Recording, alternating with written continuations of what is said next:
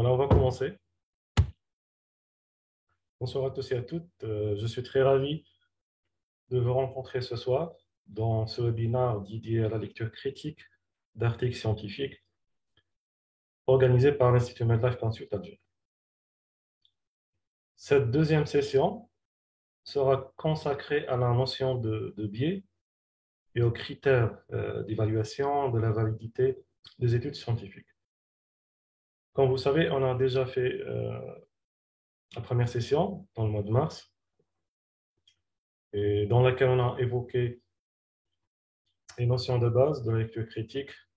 On a parlé des prérequis et on a dit que la lecture critique d'articles scientifiques nécessite 3 types de compétences. La première compétence, c'est la maîtrise de la méthodologie de recherche. Si vous voulez critiquer un article scientifique, vous devez d'abord connaître la méthodologie de la recherche, les schémas d'études, la conception de protocoles, etc. Deuxième compétence, c'est les notions de statistiques appliquées en sciences biomédicales, parce qu'on parle de sciences biomédicales. Donc, vous devez maîtriser les notions de base en statistique, en biostatistique, pour comprendre l'analyse et l'interprétation des résultats, et bien sûr pour juger la validité et la pertinence des résultats. Et troisième compétence, il faut comprendre le principe de la rédaction d'articles scientifiques. Parce que l'article scientifique, c'est un véhicule de l'information scientifique. Si on ne comprend pas ou on ne connaît pas quelle est la structure d'un article scientifique, on ne pourra pas juger la qualité ou bien la pertinence d'un article scientifique. Voilà, ça, c'est les 3 compétences qu'on a besoin pour lire d'une façon critique la littérature scientifique. Il est important de préciser que ce webinaire fait partie d'une série de visioconférences qui sont organisées dans le cadre de la formation lecture critique d'articles scientifiques qui se déroule actuellement sur la plateforme MEDEF Academy. Et pour tous qui nous rejoignent sur Zoom ou bien sur la page Face de l'Institut MedLife, parce qu'il y a un live sur la page, je vous souhaite une bonne et fructueuse soirée.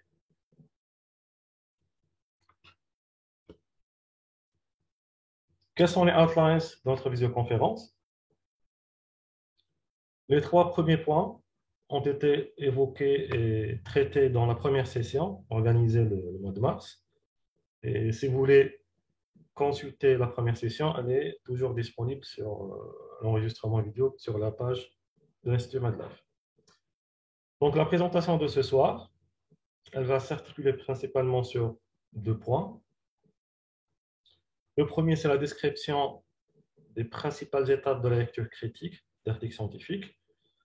Et nous verrons dans cette présentation un exemple, une approche de la lecture critique qu'on appelle l'approche en 3 étapes. Bien sûr, il existe d'autres, mais j'ai jugé que cette approche elle est la plus pertinente et la plus efficace dans la lecture critique. Dans le deuxième point, nous allons nous intéresser aux critères d'évaluation de la validité et de la pertinence des articles scientifiques. En accent sur la notion de validité, on va voir c'est quoi une validité interne, une validité externe, et on va insister aussi sur la notion de biais. On va voir c'est quoi un biais et quel est l'impact d'un biais sur la validité d'une étude scientifique. Avant de commencer, on va faire un petit test pour avoir une idée sur le niveau initial de connaissance. Pour les participants qui sont avec nous sur Zoom, pourront répondre directement sur la question en sélectionnant l'une des réponses. C'est-à-dire vous aurez 2 réponses, vrai et faux, et vous allez cocher, choisir la bonne réponse. Les questions vont apparaître directement sur votre écran, c'est-à-dire vous pouvez participer. Pour les autres qui sont sur la page, c'est-à-dire sur le live, ils peuvent répondre en mettant des commentaires sur le live diffusé actuellement sur la page Facebook de MedLife. On va commencer par la première question.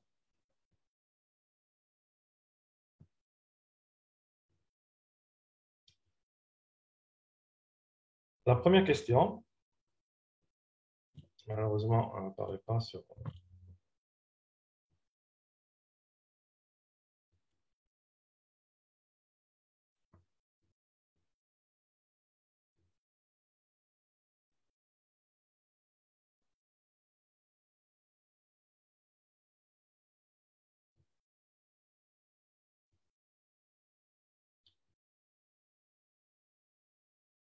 sais pas si vous voyez la question sur votre écran.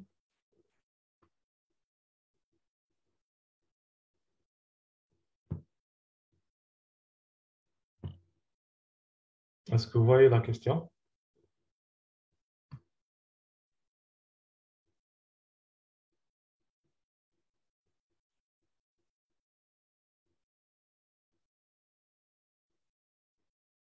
Très bien.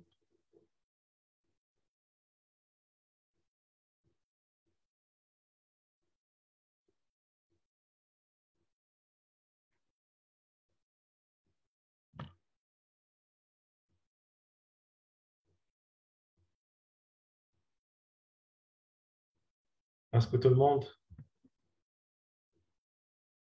a répondu sur la question?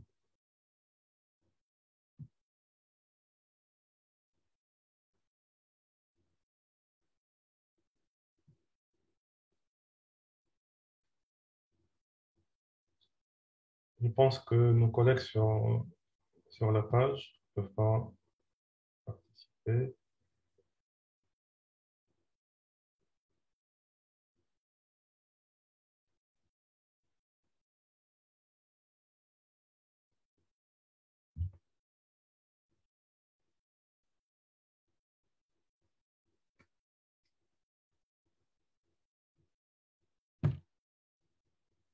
C'est pas grave, je vais essayer de...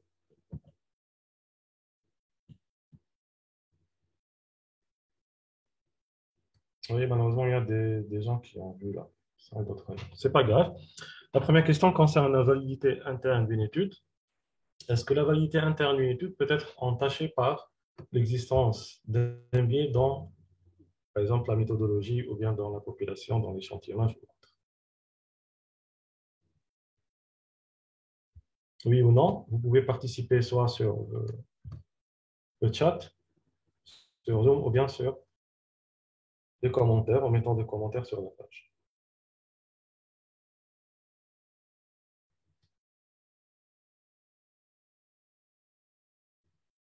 Je répète la question. La validité interne, est-ce que la validité interne d'une étude est menacée par l'existence de biais dans l'étude? Un biais qui va toucher la méthodologie ou bien l'échantillonnage ou autre.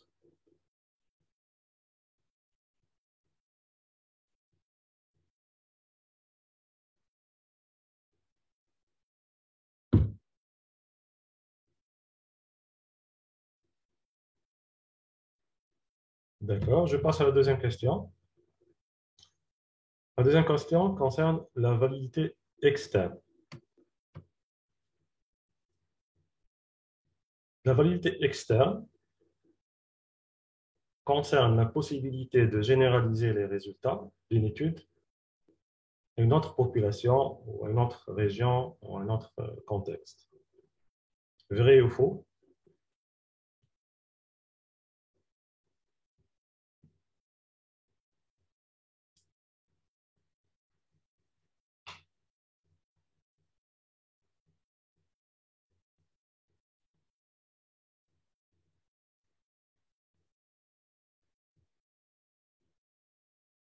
Donc la plupart disent que c'est vrai. D'accord.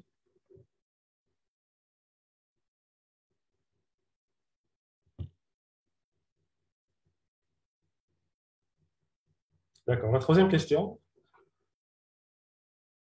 concerne le biais.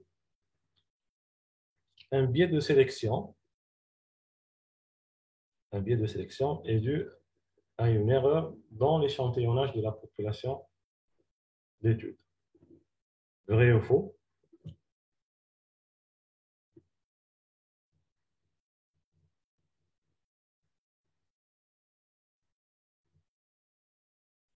Je répète la question. Un biais de sélection, c'est une erreur qui est due à un problème dans la sélection des participants de l'étude, c'est-à-dire dans l'échantillonnage. Vrai ou faux?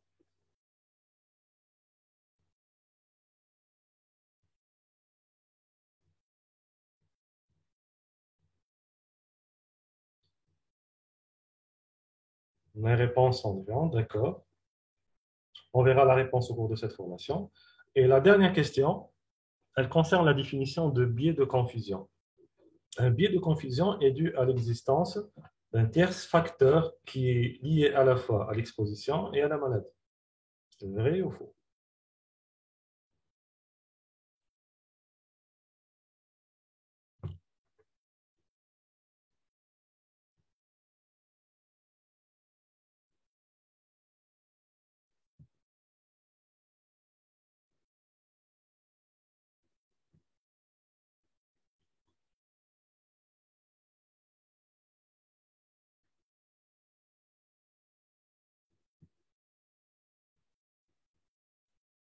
Très bien, donc la plupart les ont répondu par oui. Je répète la question. D'accord.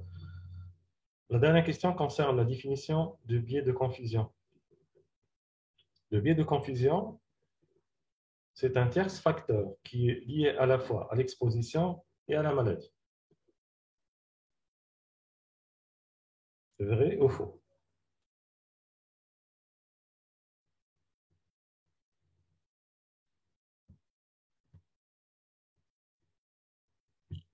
D'accord. Ok. On va essayer de répondre à toutes ces questions au cours de cette visioconférence. Et bien sûr, vous aurez à la fin un post-test pour voir quel est le niveau de progression des participants. On va commencer notre présentation par les étapes de la lecture critique d'articles scientifiques. En fait, la lecture critique d'articles scientifiques a pour objectif d'aider le lecteur à sélectionner les meilleurs articles parmi un nombre de plus en plus grand de publications. Chacun dans sa spécialité, dans son domaine, cherchera une information scientifique, que ce soit dans les ouvrages, dans les articles scientifiques, dans les bases de données. Certainement, vous avez remarqué qu'il y a une inflation de la littérature scientifique, c'est-à-dire le nombre de publications ne cesse d'augmenter. Et ici, vous êtes obligé d'utiliser la lecture critique d'articles scientifiques pour quel objectif? C'est pour sélectionner les meilleurs articles. Et pour sélectionner les meilleurs articles, vous devez utiliser un outil. Quel est cet outil? C'est les outils de la lecture critique d'articles scientifiques. En fait, la lecture critique d'articles scientifiques, elle va nous permettre d'analyser la pertinence de l'étude et d'apprécier la crédibilité pour la mettre en pratique. Et nous sommes devant deux situations possibles. Soit l'article est jugé non pertinent et les résultats ne sont pas intéressants pour nous, et la conséquence, on ne va pas prendre en considération ces résultats et on ne va pas changer notre pratique. Ou bien, l'article est jugé fiable et pertinent et nous allons changer nos pratiques selon les résultats de ces études. C'est les deux situations possibles. Mais pour faire la lecture critique d'articles scientifiques, par manque de temps, on doit développer des stratégies. C'est des stratégies de lecture critique. Et pour avoir une stratégie efficace, il faut avoir des repères, ou bien il faut avoir une approche. En fait, il n'y a aucune approche parfaite. Pourquoi? Parce que chacun d'entre nous doit développer sa propre méthode de lecture critique, mais il y a bien sûr des standards qu'on doit tous respecter. On va voir dans ce webinaire un exemple d'approche. Ce n'est pas l'unique, mais c'est le plus utilisé et le plus recommandé, qu'on appelle l'approche en 3 étapes. L'idée clé de cette approche, c'est de gagner du temps en lisant l'article scientifique. Au lieu de lire l'article du début jusqu'au bout, on va axer sur des parties de l'article en 3 phases pour valider le contenu ou bien pour évaluer la pertinence de l'article. La première étape, c'est un balayage rapide de l'article qui va prendre entre 5 et 10 minutes.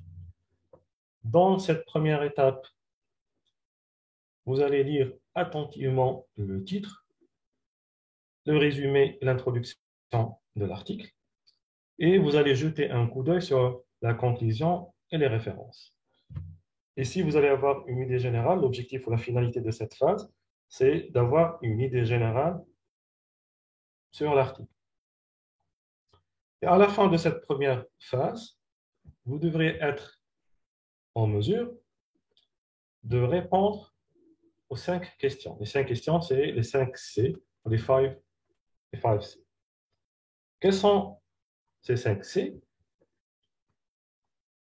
La première question, c'est la catégorie. C'est-à-dire, à la fin de cette première phase, vous devez être capable de classer ou d'identifier le type de l'article. De quel type s'agit-il et quel est le schéma de l'étude?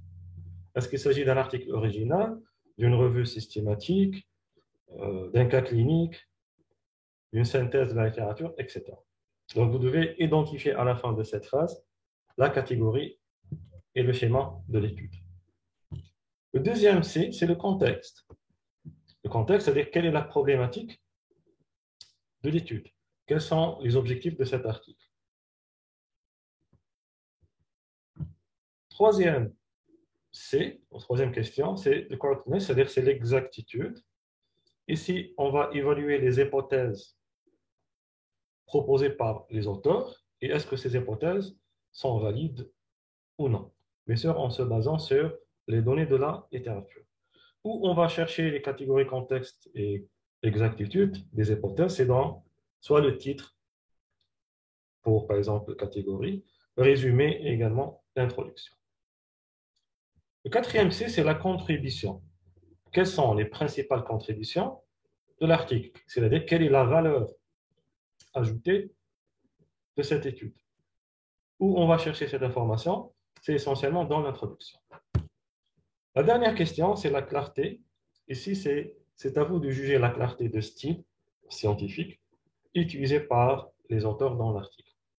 En lisant, bien sûr, les 3 principales sections, le titre, résumé, introduction, et bien sûr en jetant un coup d'œil sur la conclusion et les références. En utilisant toutes ces informations, vous pouvez, à la fin de cette première phase, décider de continuer ou de ne pas continuer la lecture du papier. Si, bien sûr, vous jugez que l'article n'est pas intéressant. Si l'article réussit cette première phase de balayage rapide, vous allez passer à la deuxième phase. La deuxième phase correspond à une lecture attentive qui va prendre entre 40 et 60 minutes et elle va vous permettre de saisir le contenu de cet article, mais pas en détail. Vous n'allez pas rentrer dans le détail. Alors, vous allez lire attentivement la section méthode pour comprendre le protocole de l'étude ou bien le plan expérimental adopté par les auteurs. Ensuite, vous allez analyser les tableaux et les figures ou n'importe quel type d'illustration utilisé par les auteurs. Et bien sûr, vous devez porter une attention particulière aux résultats de l'étude, surtout les résultats jugés statistiquement significatifs. Et vous devez vérifier les affirmations des auteurs. Est-ce que ces affirmations sont fondées ou non? C'est-à-dire, est-ce que les résultats sont réellement significatifs? Et est-ce que les affirmations, c'est-à-dire les conclusions ou les affirmations d'interprétation des résultats par les auteurs, cette interprétation, elle est fondée ou non? Ce deuxième passage devrait vous permettre, premièrement, de saisir le contenu de l'article, et bien sûr de résumer quelle est l'idée maîtresse de ce papier, et aussi de vérifier la pertinence des résultats. Si l'article réussit cette deuxième phase, vous allez passer à la troisième.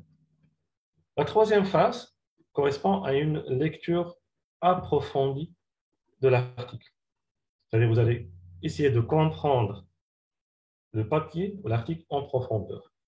Elle consiste à reconstituer l'étude et de remettre en question toutes les étapes de l'étude. C'est-à-dire vous allez essayer de reconstituer, de prendre le rôle des auteurs et vous allez vérifier toutes les étapes de l'article en partant des hypothèses et des objectifs et en arrivant en passant bien sûr par le protocole. Vous allez vérifier le protocole, le choix de design, le choix de l'étude, le choix de la population de l'étude, l'analyse et l'interprétation des résultats.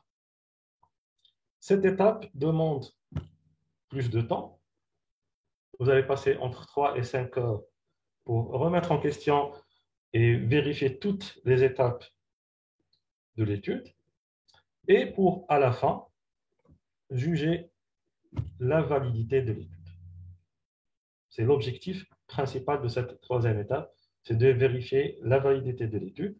Et bien sûr, lorsqu'on dit vérification de la validité de l'étude, c'est vérifier également l'applicabilité et la pertinence des résultats de cette étude. Voilà, on a terminé avec l'approche en 3 étapes.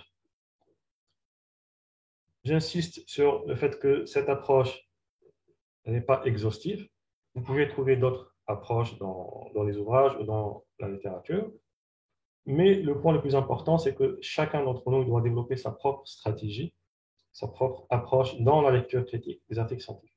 Je parle bien sûr des étapes, je ne parle pas des critères, parce que les critères sont presque standardisés.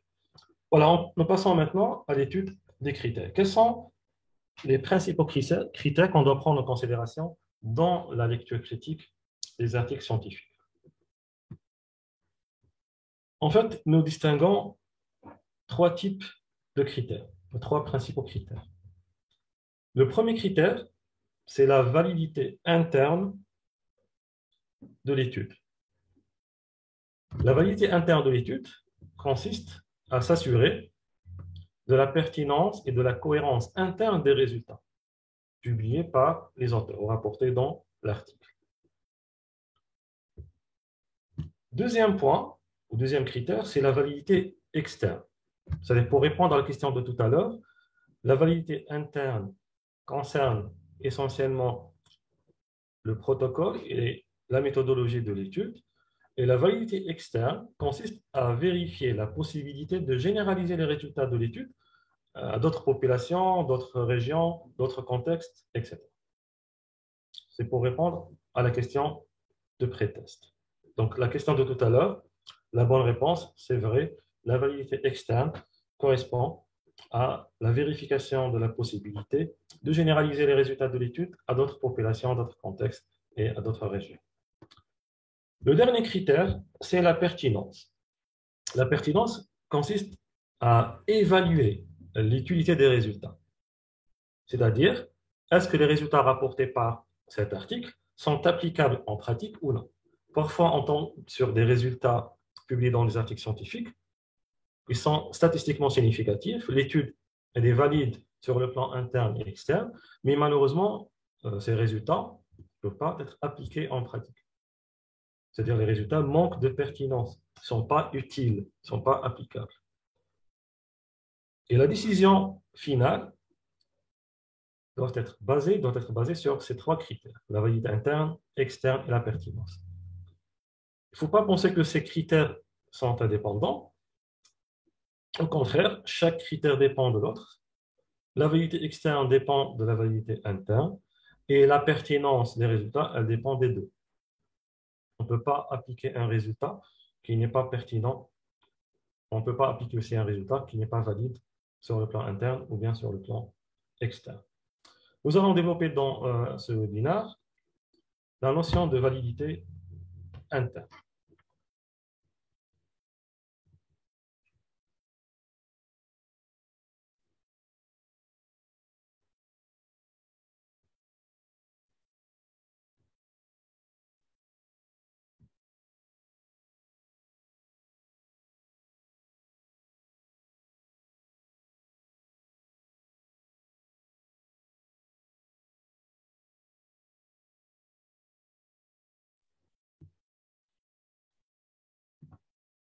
En fait, la validité interne d'une étude dépend en grande partie de la méthodologie de l'article, la méthodologie de l'étude, et de la rigueur avec laquelle cette étude a été réalisée.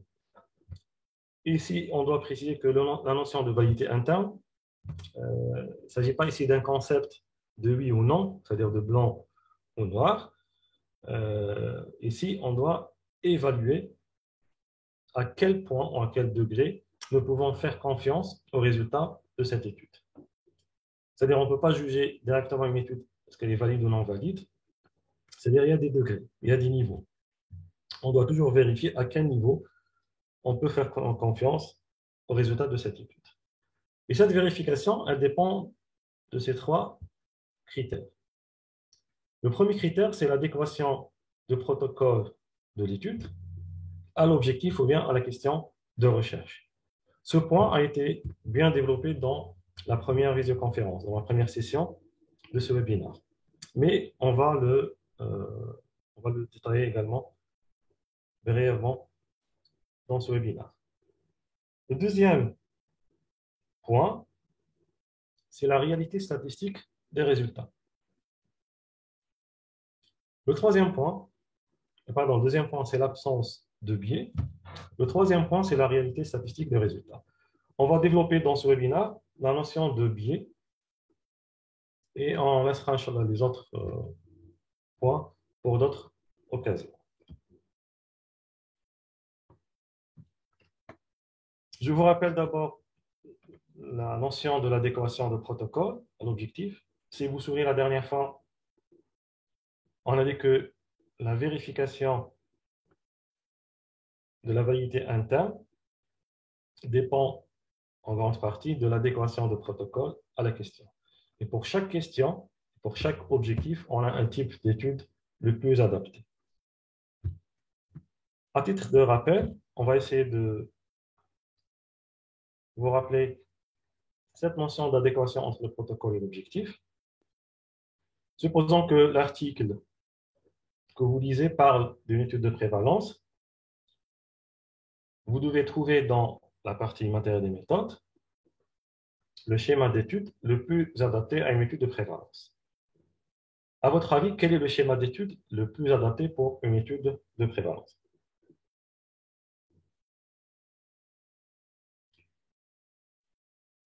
Vous pouvez répondre sur le chat ou bien sur les commentaires.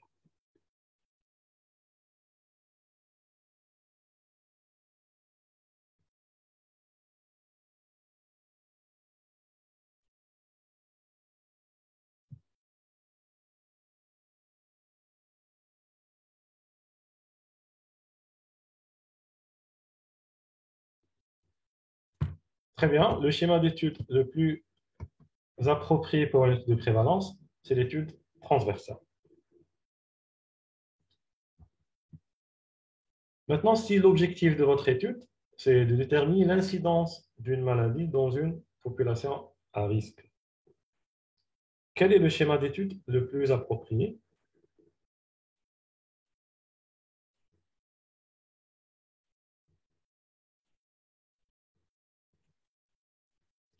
Très bien, c'est l'étude cohorte.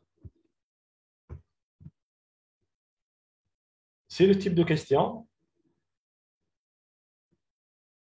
concerne l'évaluation d'un facteur de risque, c'est-à-dire vous allez évaluer l'association entre un facteur de risque et une maladie. Quel est le schéma d'étude le plus adapté?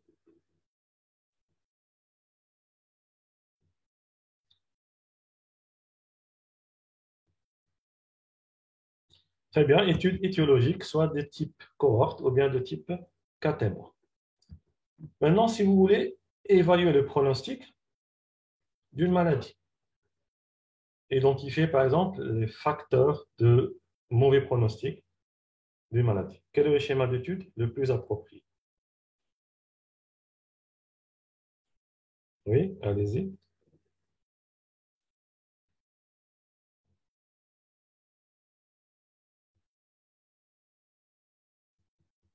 Cas témoin? Non.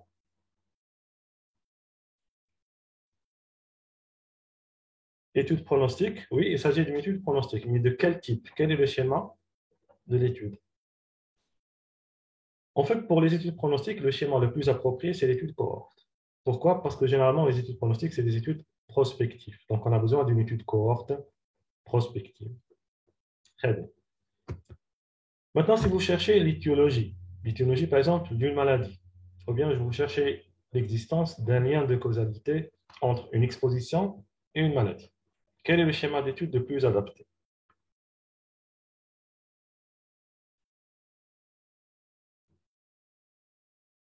Allez-y.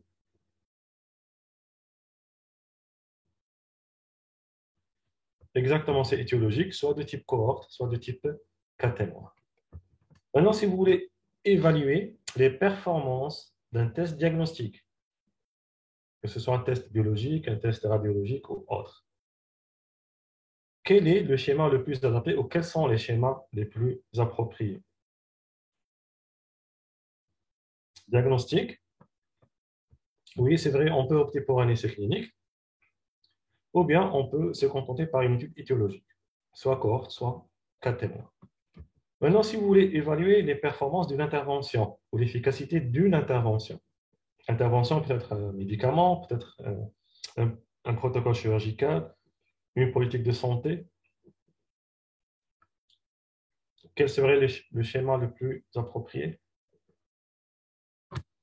Oui, c'est l'essai clinique. Et pour le traitement,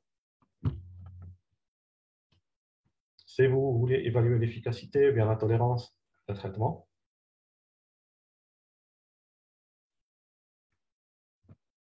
exactement, c'est l'essai clinique. Très bien. Vous voyez bien que pour chaque type de question, vous avez un type d'étude appropriée. Et si les auteurs se trompent dans le choix, c'est-à-dire on ne va pas trouver une adéquation entre la question et le schéma de l'étude, cette non-adéquation peut menacer la validité interne de l'étude. Par exemple, si les auteurs parlent d'une étude étiologique, c'est-à-dire les types de questions, c'est de chercher un lien de causalité entre, par exemple, une exposition et une maladie, et les auteurs ils vont opter pour une étude transversale. Est-ce que l'étude transversale, c'est le schéma le plus approprié pour une étude de causalité et d'étiologie? Certainement, non. On ne peut pas répondre à la question de recherche en utilisant ce schéma d'étude, ce qui va menacer la validité interne de l'étude. C'est-à-dire qu'on ne pourra pas faire confiance aux résultats de cette étude. Pourquoi? Parce qu'il n'y a pas d'adéquation entre le protocole et la question de recherche. C'est-à-dire que le protocole ne permet pas de répondre à cette question de recherche. Comment vous voulez déterminer une association entre un facteur de risque et une maladie en se basant sur une étude transversale? C'est vrai, on peut avoir une étude transversale à visée analytique, mais elle n'a pas le même niveau de preuve que les études cohortes et cas témoins. C'est pour cette raison on doit parler ici de la notion de niveau de preuve. C'est-à-dire toutes les études qu'on a vues jusqu'à maintenant ne possèdent pas la même valeur. Elles se diffèrent pardon, par leur niveau de preuve. Vous voyez ici sur cette pyramide, on appelle la pyramide de niveau de preuve, que le niveau de preuve le plus bas est composé essentiellement par les études in vitro, réalisées au niveau de laboratoire, les études in vivo réalisées sur le modèle animal, ou bien les études réalisées sur quelques cas, les séries de cas, ou bien réalisées sur un cas, à propos de cas. Ce type d'étude représente le niveau de preuve le plus bas. Qu'est-ce que ça veut dire le niveau de preuve le plus bas? C'est-à-dire les résultats de ce type d'étude possèdent un niveau de pertinence le plus bas. Ça ne dépend pas de la notion de validité interne ou validité externe. Ici, ça dépend du schéma de l'étude. C'est-à-dire ici, le niveau de preuve scientifique dépend de la méthodologie employée. Ici, on ne parle pas de validité externe et interne. On parle de niveau de preuve en fonction de la méthodologie employée. Le deuxième niveau, c'est l'étude transversale. L'étude transversale bien menée possède un niveau de preuve plus important que l'étude de série de cas ou bien à propos de cas. Dans les études observationnelles, le deuxième niveau, c'est l'étude cas témoin. Et le type d'étude observationnelle le plus robuste, c'est les études cohortes. Le niveau de preuve le plus élevé dans les études observationnelles revient aux études cohortes. Après, on va passer aux études expérimentales, interventionnelles, et on retrouve les essais cliniques. Le type d'essai clinique qui possède le niveau de preuve le plus élevé, c'est l'essai clinique contrôlé, randomisé en double aveugle. Et au sommet, on trouve les revues systématiques et les méta-analyses. Les revues systématiques et les méta-analyses, c'est un type d'études secondaires. Pourquoi sont dites secondaires? parce qu'ils sont basés sur les résultats des études primaires. C'est-à-dire, on va trouver, par exemple, un article, revue systématique et méta-analyse des essais cliniques, ou bien une revue systématique et méta-analyse des études cohortes, ou bien études cas témoins. C'est-à-dire, les auteurs ici, ils vont travailler sur les résultats des études déjà publiées. On appelle ça les revues systématiques et les méta-analyses. Pourquoi ces études possèdent le niveau de preuve le plus élevé? Parce que c'est des études avec protocole, avec une méthode rigoureuse, méthode systématique, et qui nécessite une évaluation critique. C'est-à-dire, pour mener une revue systématique et méta-analyse, vous devez sélectionner les meilleurs résultats, des essais cliniques, ou bien des études cohortes, ou bien d'autres types d'études, en fonction, bien sûr, des critères d'inclusion définis dans la revue systématique. Ce paramètre, ce critère de niveau de preuve, il est très important dans l'évaluation de la pertinence des résultats et dans la lecture critique.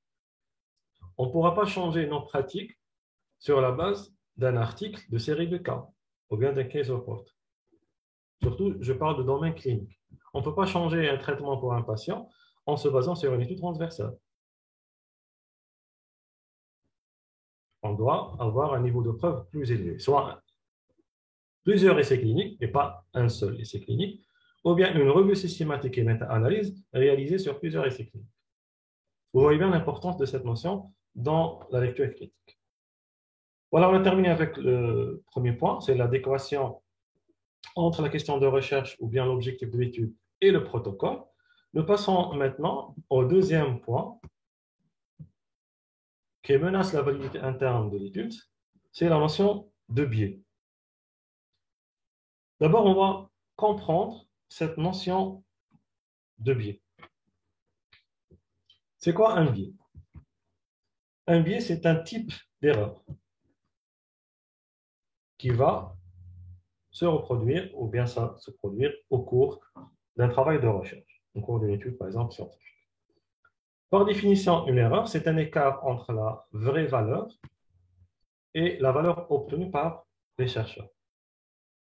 Et le biais, c'est un type particulier d'erreur. C'est une erreur systématique qui va dévier les résultats de l'étude dans un sens donné. C'est-à-dire, supposons ici, vous avez dans le centre la vraie valeur, et ici, les points représentent les résultats obtenus par les chercheurs.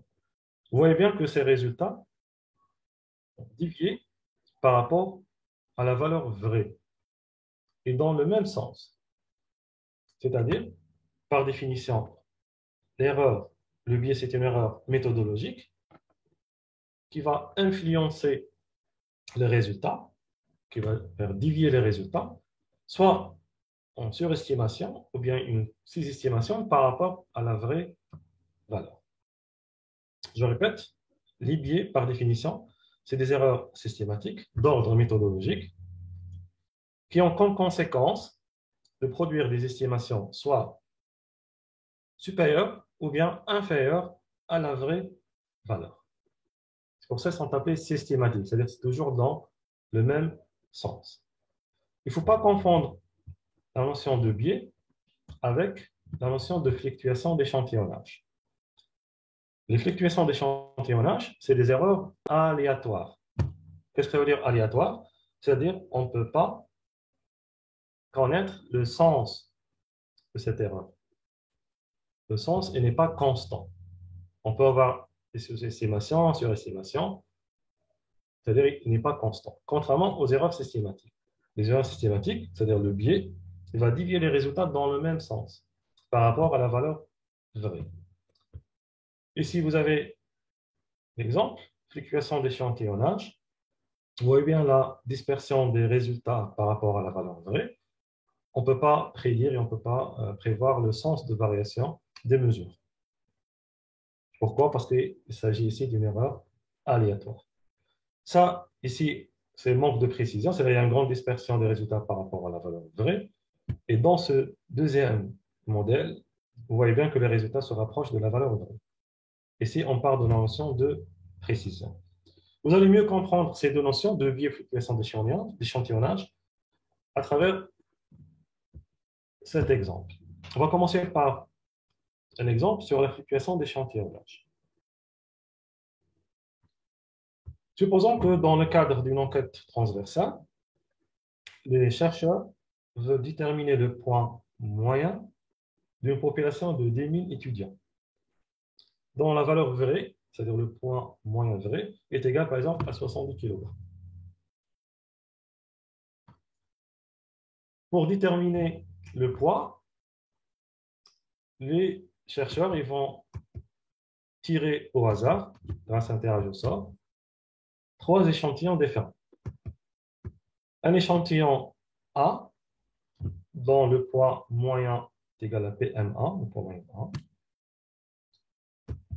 Deuxième échantillon B, avec une autre valeur, le poids moyen B.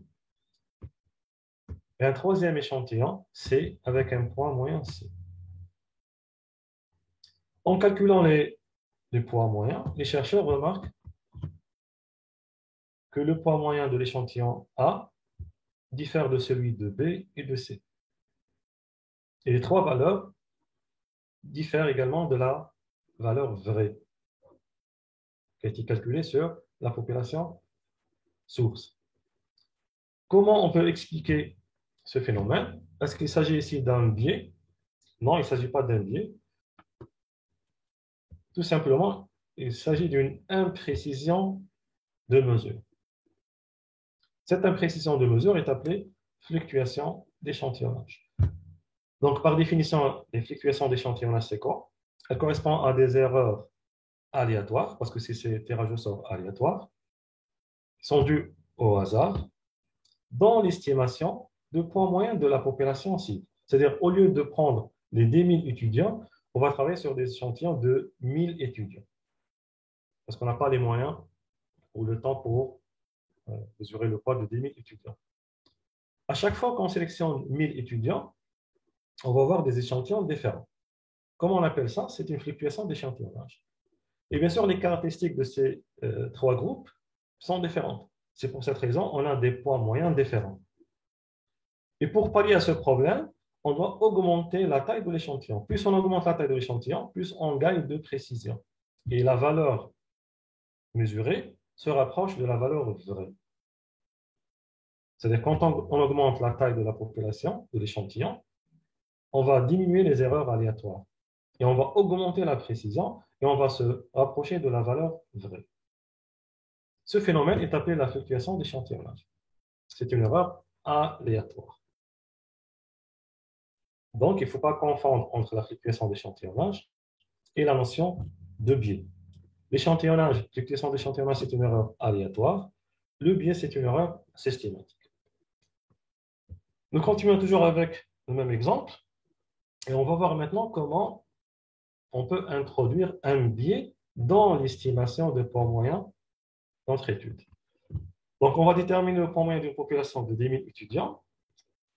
Supposons que la valeur vraie est égale à 70 kg. On va mesurer le poids en utilisant une pèse per 100.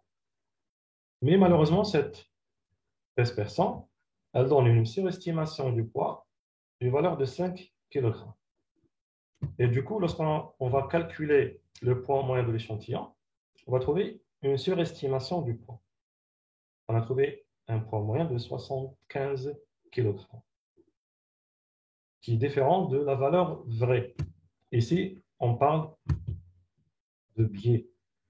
Vous avez un biais de mesure parce que vous avez utilisé un appareil qui surestime. Surestime, c'est-à-dire le poids de tous les participants va être surestimé. Donc, c'est une erreur systématique. Contrairement à la notion de l'échantillonnage. L'échantillonnage, c'est un biais aléatoire. C'est-à-dire chaque participant aura une valeur erronée ou bien une valeur éloignée de la valeur vraie d'une façon aléatoire. Parfois en sous-estimation, parfois en surestimation. Par contre, pour le biais, l'erreur, elle est systématique toujours dans le même sens, soit surestimation ou bien une sous-estimation. Voilà, ça c'est pour la notion de biais. Maintenant, en lisant l'article scientifique, à quelle étape on doit chercher l'existence de biais? Il faut savoir que le biais peut être introduit presque à tous les stades de l'étude scientifique. Les biais peuvent s'introduire dans l'étape de conception de protocole, c'est-à-dire dans l'élaboration de protocoles, dans la définition de schéma de l'étude, de la méthodologie. On peut également chercher des biais dans l'échantillonnage, c'est-à-dire dans la définition de la population, dans la méthode de sélection des participants. On peut également chercher l'existence de biais dans la phase de collecte des données. Par exemple, si les outils de mesure utilisés par les chercheurs ne sont pas standardisés, ne sont pas calibrés, ou bien les investigateurs ne vont pas faire les mêmes examens d'une façon systématique, c'est-à-dire qu'il y aura plusieurs intervenants, plusieurs enquêteurs, ils vont utiliser des méthodes différentes. On peut avoir des biais dans la collecte des données. Et également, on peut avoir des biais dans la phase d'analyse, interprétation des résultats. C'est pour cette raison, en tant que chercheur, vous devez donner plus d'importance à cette notion de biais dans la lecture de la littérature scientifique. Et vous devez développer toujours un œil critique dans la lecture des articles scientifiques à la recherche de ce type de biais. Quels sont les types de biais qui peuvent exister dans la littérature scientifique? On distingue principalement trois types de biais. Le premier type est appelé biais de sélection. C'est un biais qui est dû à une erreur dans la constitution ou bien dans le suivi dans l'échantillon. C'est pour répondre à la question de tout à l'heure dans le pré-test. Il y a plusieurs types de biais de sélection. On trouve le biais d'attrition, biais de perte de vue, biais de non-réponse, etc. Deuxième type de biais, c'est le biais de classement. Et parfois, vous trouvez également un terme biais d'information. Biais de classement, biais d'information, c'est la même chose. Ici, le biais est dû à une erreur, soit dans la mesure de l'exposition, ou bien dans la mesure de la maladie, c'est-à-dire dans le critère de jugement. Ici aussi, il y a plusieurs types de biais de classement, biais d'information, biais de mesure, biais dans l'évaluation, biais de mémorisation, et biais de préjugés, etc. Le troisième type de biais, c'est le biais de confusion. Par définition, un biais de confusion, c'est une erreur provoquée par l'existence d'un tierce facteur, qu'on appelle facteur de confusion, qui est lié à la fois à l'exposition et à la maladie. Et vous voyez bien ici, c'est la réponse à la question de tout à l'heure concernant le pré-test. On va essayer de détailler ces trois types de biais pour vous permettre de les trouver, de les identifier facilement en lisant les articles scientifiques. On va commencer par le biais de sélection. On a dit que le biais de sélection, il est dû soit à un problème dans la constitution de l'échantillon, c'est-à-dire vous allez sélectionner un échantillon non représentatif ou peu représentatif de la population cible. C'est quoi cette notion de représentativité? Je vous donne un exemple. Supposons que vous allez lire un article scientifique qui publie les résultats d'une étude de prévalence. Prévalence, par exemple, du diabète dans une population donnée. Et en vérifiant les caractéristiques de l'échantillon, vous allez remarquer que l'échantillon de cette étude est composé en majorité de sujets obèses ou bien des sujets en surpoids. Ici, vous avez un biais de sélection. Certainement, la prévalence de diabète sera plus importante dans la population de sujets obèses en surpoids par rapport à la population générale. Donc, on peut dire que l'échantillon de cette étude n'est pas représentatif de la population cible. On va avoir une surestimation de la prévalence de diabète dans la population cible. Ça, c'est l'exemple de la représentativité. Ou bien, deuxième situation possible, c'est dans la création de groupes, surtout dans les études étiologiques, de type cohorte ou bien études cas témoins.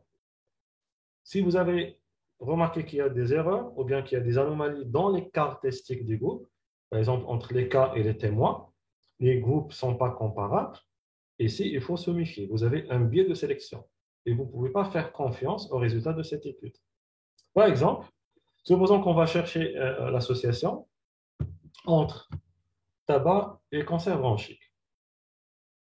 Les cas, donc vous savez, vous connaissez le schéma de l'étude cas témoin, vous avez des cas et vous avez témoins. Vous allez chercher dans les antécédents l'exposition. Les cas ici, c'est des sujets âgés atteints de cancer bronchique. Et les témoins, c'est des sujets jeunes sportifs. Est-ce qu'on peut chercher une association entre le tabac et le cancer bronchique en utilisant ces deux groupes, et plus précisément en utilisant ce groupe témoin. Vous voyez bien que le groupe témoin, il est différent du groupe K. Le groupe K, c'est des sujets âgés atteints de cancer bronchique, et le groupe témoin, c'est des sujets jeunes sportifs. Certainement, lorsqu'on va chercher l'exposition au tabac, on va trouver moins de sujets exposés dans le témoin, parce que c'est des sujets jeunes qui sont sportifs, et plus d'exposés, plus de fumeurs chez les sujets âgés atteints de cancer bronchique. Donc, on peut dire que les deux groupes ne sont pas comparables. Et ça constitue un biais de sélection. Il faut savoir qu'il y a plusieurs types de biais de sélection. On va prendre quelques exemples. Il y a ce qu'on appelle le biais de recrutement. Le biais de recrutement apparaît à chaque fois qu'il y a une anomalie ou un problème dans l'échantillonnage, c'est-à-dire on va voir un échantillon non représentatif, ou bien un problème dans la création des groupes de l'étude, c'est-à-dire le manque de comparabilité. Deuxième type de biais, également fréquent dans la recherche biomédicale, c'est ce qu'on appelle le biais de Healthy Worker Effect. C'est le biais des effets travailleurs sains. Ce biais va apparaître lorsque les participants de l'étude sont choisis parmi une population de travailleurs. Et vous savez bien que les travailleurs ne possèdent pas les mêmes caractéristiques de la population générale. Généralement, les travailleurs, c'est des sujets jeunes, en bonne santé, qui ont une activité physique. Donc, certainement, ce n'est pas le même profil de la population générale. On va voir ici un biais de sélection. Troisième type de biais, c'est le biais de Bergson, qui est très fréquent également dans les études cliniques. Ici, le biais est dû à l'utilisation d'une population hospitalière, c'est-à-dire au lieu de recruter par exemple des patients sur par exemple un quartier ou bien sur un centre de recrutement, le chercheur ou bien le clinicien il va opter pour des patients hospitalisés dans le service. La question qu'on doit se poser, est-ce que la population hospitalisée possède le même profil de la population générale? Certainement non. Ici, nous sommes devant un biais de sélection. Pour mieux comprendre cette notion de biais de sélection, on va prendre un exemple. Supposons que dans le cadre d'une étude cas témoin, on va chercher à évaluer l'association entre l'utilisation des anti-inflammatoires non stéroïdiens, les ANS, et le risque d'EDM, d'infarctus de myocarde. Les auteurs ils vont sélectionner des cas. La définition des cas ici, c'est des patients admis pour EDM aux urgences ou bien au service de cardiologie d'un hôpital X. Et pour les témoins, les auteurs, ils ont choisi des patients hospitalisés dans le service de rhumatologie du même hôpital. Ma question, face à ce choix des chercheurs de sélectionner les cas et les témoins, est-ce qu'il n'y a pas un biais qui s'est introduit? Qu'est-ce que vous en pensez? Est-ce qu'il y a un biais dans la sélection des cas et des témoins dans cette étude? J'attends vos réponses.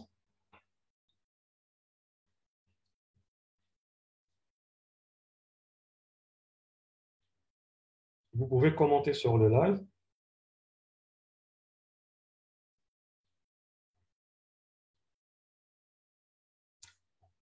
La majorité des réponses, c'est oui. Certainement, vous avez ici un biais.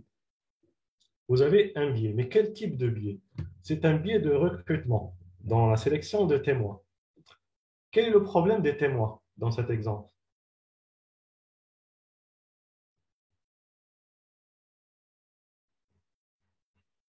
Il faut faire dans le même service? C'est-à-dire, on va sélectionner des patients dans les urgences ou bien dans le service de cardiologie qui ne sont pas atteints d'EDM. Oui, c'est possible. Mais quel est le problème avec les témoins? Pourquoi ici vous avez un biais de sélection des témoins? Très bien, les témoins n'ont pas les mêmes caractéristiques. Pourquoi ils n'ont pas les mêmes caractéristiques? Tout simplement parce que les sujets hospitalisés en rhumatologie consomment plus fréquemment des ANS. Pourquoi? C'est en rapport avec leur pathologie. Par exemple, ils ont des arthrites ou bien des polyarthrites ou des douleurs articulaires. Certainement, ils vont prendre plus d'ANS que les autres patients. Vous voyez bien ici, vous avez un biais de sélection de témoins. Malgré que les patients sont hospitalisés dans le même hôpital, mais il faut faire attention, les patients hospitalisés en rhumatologie n'ont pas la même probabilité d'exposition que les cas. C'est-à-dire ici, les témoins sont plus exposés que les cas. C'est par rapport à leur pathologie, parce qu'ils consomment plus d'ANS. Et la conséquence ici sur le plan résultat, on va avoir une sous-estimation de l'association ANS et DM. Et cette sous-estimation, elle va être exprimée par un autre ratio bas et non significatif. C'est-à-dire qu'on ne peut pas déterminer si l'association, tout simplement parce que les témoins sont plus exposés que les cas. Et on va avoir une sous-estimation de ANS, de l'association ANS et EDM. Vous avez un biais de sélection des témoins et ce biais de sélection va provoquer une sous-estimation de l'association. On passe maintenant au deuxième type de biais, c'est le biais d'information. Un biais d'information, par définition, c'est un biais qui est lié à des erreurs systématiques de classement. C'est-à-dire on va se tromper dans le classement. Soit on veut se tromper dans le classement par rapport à la maladie, c'est-à-dire on va classer des sujets malades comme non malades ou inversement, ou bien une erreur de classement concernant l'exposition. C'est-à-dire on va classer des sujets exposés comme non exposés ou bien inversement. Ici, il faut savoir qu'il y a plusieurs types de biais d'information ou bien biais de classement. On va prendre quelques exemples. Vous avez le biais de suivi. Ici, le biais il est lié à la différence de prise en charge entre les groupes. Par exemple, un groupe cas et témoin ou bien un groupe exposé et non exposé, surtout dans le cas des études cohortes, parce que les études cas témoins, il n'y a pas de suivi. Dans le cadre des études cohortes, parfois, on remarque dans l'article, dans la lecture de l'article, que les auteurs ils ont donné plus d'importance ou plus d'attention au sujet exposé par rapport au sujet non exposé. C'est-à-dire, il y a une différence dans la prise en charge des groupes. Et parfois même dans les explorations. Si on va remarquer qu'il y a des explorations supplémentaires chez les exposés par rapport aux non exposés, ici, on peut parler d'un biais de suivi. Et ce biais de suivi va engendrer un biais de classement. On va classer à tort des sujets malades comme des sujets non malades ou bien inversement. Un autre exemple de biais d'information de classement, c'est le biais de mémorisation. Ici, le biais est dû essentiellement au problème de mémoire. C'est-à-dire c'est des limites de mémoire. Surtout si on va collecter l'information en se basant sur l'autodéclaration de participants. C'est-à-dire on n'a pas des moyens pour mesurer l'exposition. On va demander au patient ou bien au témoin, est-ce qu'il a consommé cet aliment, par exemple, dans les 3 dernières années? Certainement, il y aura des biais. Pourquoi? Parce que les gens n'ont pas même capacité de mémorisation. Ici, on parle de biais de mémorisation. Et ce type de biais, il est très fréquent, surtout dans les études cas témoins. C'est un biais caractéristique des études cas témoins. Pourquoi? Parce qu'on cherche toujours des informations sur les antécédents en se basant sur la mémoire des participants. Un autre exemple de biais de mesure ou bien biais d'information, c'est ce qu'on appelle les erreurs de classement non différentielles.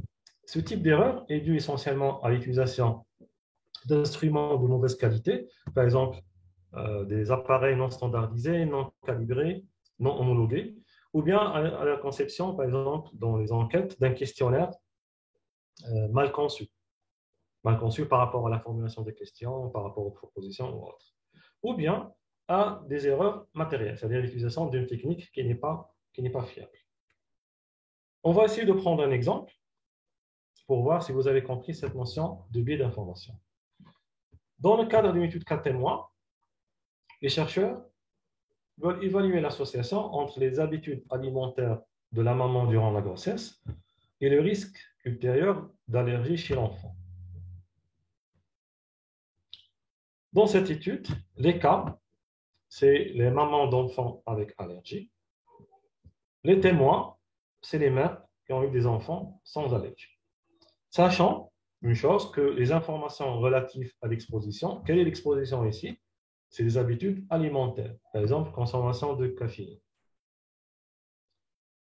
Les informations relatives à l'exposition, aux habitudes alimentaires, sont basés sur la déclaration d'Imer, c'est-à-dire que ce soit les cas ou bien les témoins, c'est-à-dire c'est l'autodéclaration. On n'a pas des moyens pour mesurer l'exposition.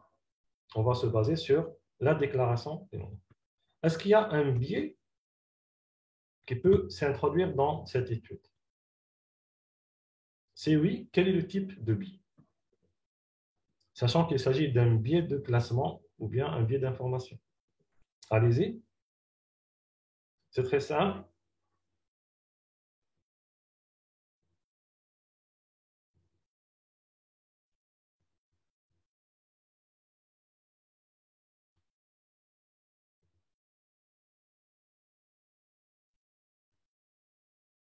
Très bien. Ici, vous avez un type particulier de biais qui est caractéristique des études catégories, c'est le biais de mémorisation, ce qu'on appelle le recall bias. Pourquoi ici vous avez un biais de mémorisation? Tout simplement parce que la mémorisation des cas, c'est-à-dire les mères qui ont eu des enfants avec allergie, elle est différente de la mémorisation des témoins. C'est-à-dire, les femmes qui ont eu des enfants allergiques se souviennent mieux ou bien fassent plus d'efforts pour se souvenir de leur habitude alimentaire par rapport aux femmes qui n'ont pas eu des enfants avec allergie. Donc, il y aura un biais différentiel, c'est un biais de mémorisation. Cet exemple définit un type de biais dans la recherche qu'on appelle le biais de mémorisation. Et ce biais, c'est un biais caractéristique des études cas témoins. Pourquoi? Parce que les cas font plus d'efforts pour se souvenir de leurs antécédents, contrairement aux témoins, leur mémoire, généralement, elle est moins précise. On passe maintenant au troisième type de biais, qui est le biais de confusion. On a dit tout à l'heure que par définition, le biais de confusion, c'est une variable qui est liée à la fois à la maladie et aux facteurs de risque. C'est-à-dire, dans un article, on va trouver qu'il y a une association entre un facteur de risque et une maladie, mais en réalité, cette association, elle est due à l'existence d'un tierce facteur. C'est-à-dire, cette relation, elle n'est pas réelle, elle n'est pas vraie. La relation est expliquée par un autre facteur qu'on appelle le facteur de confusion. Et ce facteur de confusion, il doit être pris en considération dans la conception de l'étude. C'est-à-dire, parfois, on trouve des biais de confusion dans l'article et les auteurs déclarent l'existence de ce biais de confusion.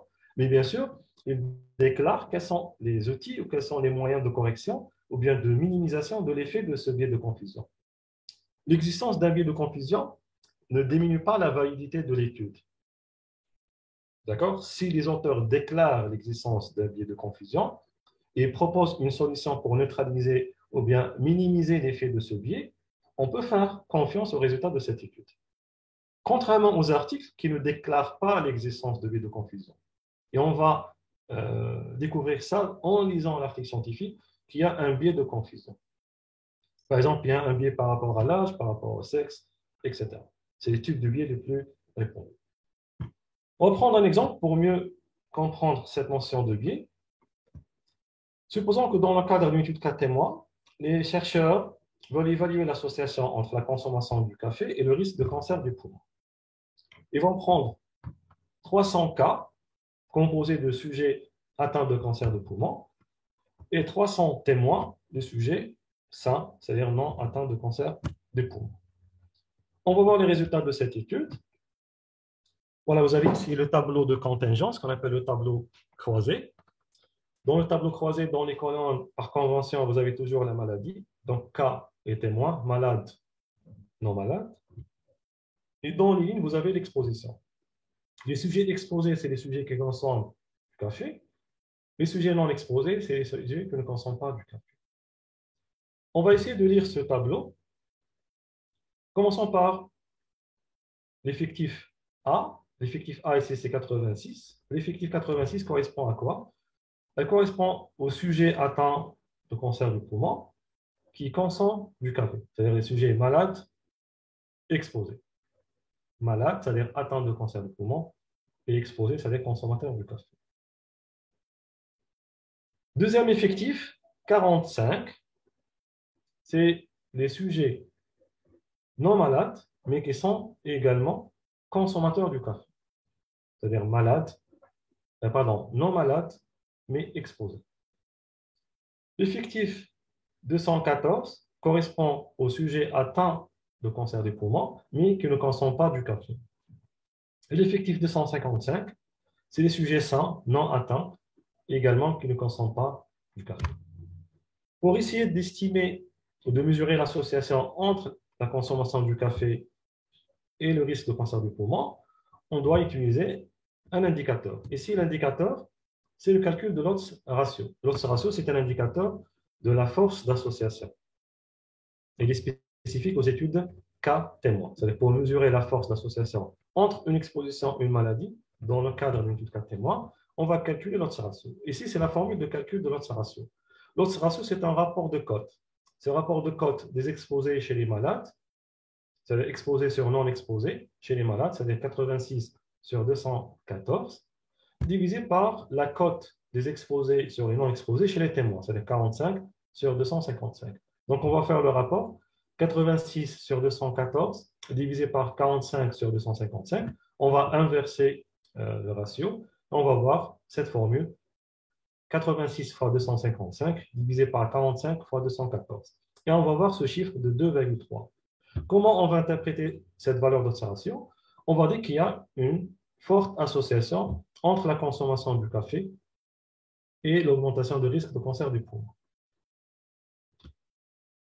Supposons que vous avez trouvé ces résultats dans un article scientifique. Et en vérifiant dans la littérature, on va trouver aucune étude qui a rapporté cette association.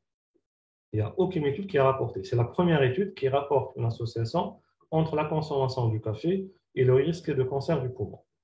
Et en cherchant en profondeur, on va trouver aucun mécanisme biologique ou physiopathologique qui explique cette association. La question qui se pose, est-ce qu'il n'y a pas un biais qui s'est introduit dans cette étude?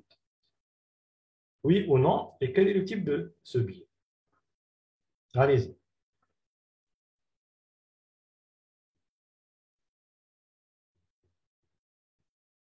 Vous pouvez répondre en commentaire ou bien sur le chat.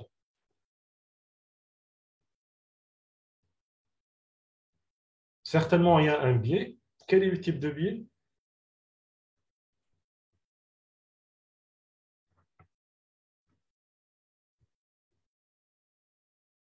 Allez-y.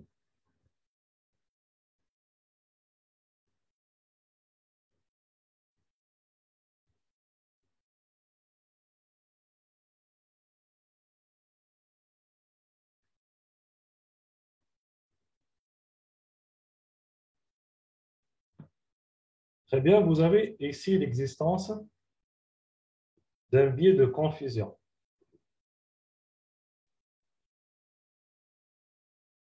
Vous avez l'existence d'un biais de confusion. Mais pour vérifier ce biais de confusion, on doit vérifier les caractéristiques de l'échantillon. Oui, la plupart d'entre vous citent le tabac comme facteur de confusion. Oui, on va vérifier l'existence de ce facteur de tabac dans la population. Comme vous voyez ici, dans le groupe K, c'est-à-dire les sujets atteints de cancer des poumons, les sujets exposés, c'est-à-dire qui consomment du café, 86, on trouve 62 fumeurs. Dans les 86 sujets atteints de cancer du poumon, qui sont consommateurs du café, on trouve 72 fumeurs, c'est l'équivalent de 83,7%. C'est-à-dire, autrement dit, 83,7% des sujets atteints de cancer du poumon et consommateurs du café sont des sujets fumeurs. Par contre, les sujets non exposés, c'est-à-dire qui ne consomment pas du café, la proportion de tabagisme, elle est faible. Sur 214, on a trouvé uniquement 74 fumeurs. C'est l'équivalent de 34,57%. Vous voyez bien qu'il y a une différence dans les caractéristiques. Il y a un facteur qui influence la relation entre le cancer du poumon et la consommation du café. Pour confirmer ou pour vérifier l'effet de ce facteur de confusion, qu'est-ce qu'on doit faire? On doit faire une analyse en ce groupe. C'est quoi l'analyse en ce groupe? C'est-à-dire on va refaire la même analyse de tout à l'heure en calculant notre ratio sur les mêmes sujets, mais avec une reprise séparée des sujets fumeurs et non fumeurs. On va reprendre la même analyse et on va chercher l'association entre l'exposition, c'est-à-dire la consommation du café, et le risque de cancer des poumons, séparément entre les deux groupes, les sujets fumeurs et non fumeurs. Et on va voir qu'est-ce que ça donne. Vous voyez bien ici, dans le groupe fumeur, calculant notre ratio, on trouve qu'il n'y a aucune association entre le tabac et le risque de cancer du poumon. Et c'est le même constat chez les sujets non fumeurs. Cette apparente contradiction des résultats est due au fait que le tabac, c'est un facteur de confusion. Le facteur de confusion, le tabac, ici, il est lié à la maladie. Pourquoi? Parce que c'est un facteur de risque de cancer du poumon. Et également, il est lié à l'exposition, parce que la plupart des sujets qui consomment du café sont des fumeurs. Donc, il faut toujours se méfier de ces associations bizarroïdes qu'on peut trouver dans la littérature scientifique. Il faut toujours se méfier. Si vous trouvez que là, un article rapporte pour la première fois une association entre une exposition et une maladie, il faut toujours se méfier de ce genre d'exposition. Cherchez toujours l'existence d'un facteur de confusion qui est associé à la fois à l'exposition et à la maladie. Vous avez trouvé dans la littérature plusieurs types de facteurs de confusion. Les plus connus ou les plus fréquents, c'est l'âge et le sexe. C'est pour cette raison qu'il est recommandé toujours de faire les stratifications, c'est-à-dire de refaire l'analyse globale, analyse en sous-groupes selon le genre et selon l'âge, pour également neutraliser les facteurs de confusion. Si vous voulez avoir plus de détails sur ces facteurs de confusion, je vous invite à consulter cette plateforme, ce site, The Catalog of Bias. C'est une plateforme soutenue et sponsorisée par l'Université Oxford et par le CEBM. Le CEBM, c'est le Centre de l'Evidence-Based Medicine. Et vous trouvez les différents types de biais qui peuvent menacer la validité des études dans le domaine biomédical, essentiellement, dans le domaine clinique, avec des exemples, avec des définitions, des algorithmes, etc. Donc, ce site est très intéressant pour les gens qui veulent développer leurs compétences en matière de lecture critique, surtout dans le domaine de l'identification de biais. Voilà, notre webinaire touche à sa fin. Mais avant de terminer, nous allons passer un post-test pour voir un petit peu le niveau de progression à la fin de ce webinaire. Vous voyez ici, vous avez des situations problèmes, des études avec éventuellement l'existence de biais, et je vous demande d'identifier quel est le type de biais dans chaque étude. Commençons par la première situation. Dans le cadre d'un essai clinique, évaluant l'efficacité d'un bêta-bloquant dans une population de sujets âgés et hypertendus. Les auteurs, ils ont choisi comme échantillon des sujets âgés de 70 ans ou plus sans facteur de comorbidité. Quel est le type de biais qui s'est introduit dans cette situation? Allez-y, j'attends vos réponses.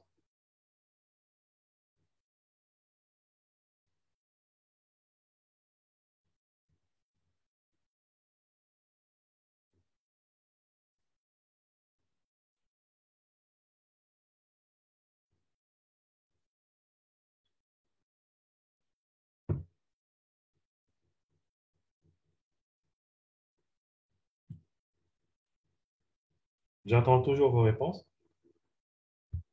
Un biais de sélection. C'est vrai, c'est un biais de sélection, mais de quel type? Quel est le type de biais de sélection ici?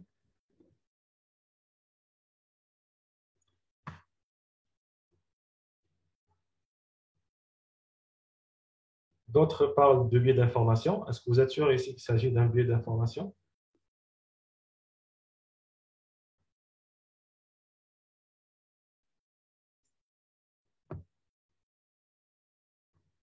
Oui, exactement, tout à fait. Ici, vous avez un biais de sélection, et plus précisément, un biais de recrutement. C'est dans la composition de l'échantillon de l'étude. C'est la notion, ce qu'on appelle la notion de représentativité.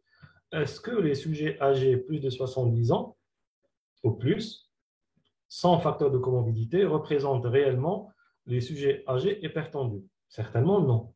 C'est-à-dire, à cet âge de 70 ans, c'est très rare de trouver un sujet hypertendu sans comorbidité. Et la conséquence, on ne peut pas faire confiance au résultat de cet essai clinique. Pourquoi? Parce que l'échantillon de l'étude, c'est un échantillon sélectif. Elle ne représente pas la population cible de cet essai clinique. Vous voyez bien, il faut toujours se méfier des caractéristiques de la population. Il faut bien lire les caractéristiques de la population de l'étude. C'est très, très important. Très bien. On passe à la deuxième situation. Dans le cadre d'une étude cohorte, en lisant l'article, on a trouvé que 15% des sujets non exposés ont abandonné l'étude avant la date de pointe, c'est-à-dire avant la fin de l'étude. Quel est le type de biais qui s'est introduit dans cette étude? Allez-y.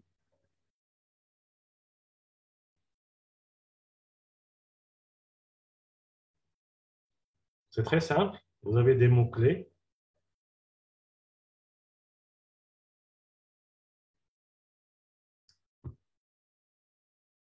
Très bien. C'est par rapport au nombre de paires de vue. Exactement. Le biais de perte de vue, il est de quel type? C'est un biais de sélection ou bien un biais d'information? Tout à l'heure, lorsqu'on a vu les classifications des trois types, où on a classé le biais de perte de vue? Dans le biais de sélection ou d'information? Vous êtes sûr? En fait, on a classé le biais de sélection, de perte de vue, ou de perte de vue dans le biais de sélection, parce que c'est un biais de suivi. On peut classer dans un biais de suivi ou bien un biais de perte de vue. Très bien, parce que vous avez ici beaucoup de pertes de vue. Donc, vous aurez deux groupes à la fin, deux groupes non comparables. D'accord? Vous avez deux groupes non comparables. Il y aura beaucoup de pertes de vue dans le groupe exposé par rapport au groupe non exposé. Pardon, c'est le contraire. Vous aurez beaucoup de pertes de vue dans le groupe non exposé par rapport au groupe exposé. Troisième situation, dans une enquête cas témoin, les auteurs rapportent une association entre le métier de jardinier, c'est-à-dire le fait d'être un jardinier, et le risque de cancer de la vessie. Quel est le type de biais qui s'est introduit dans cette situation? Allez-y.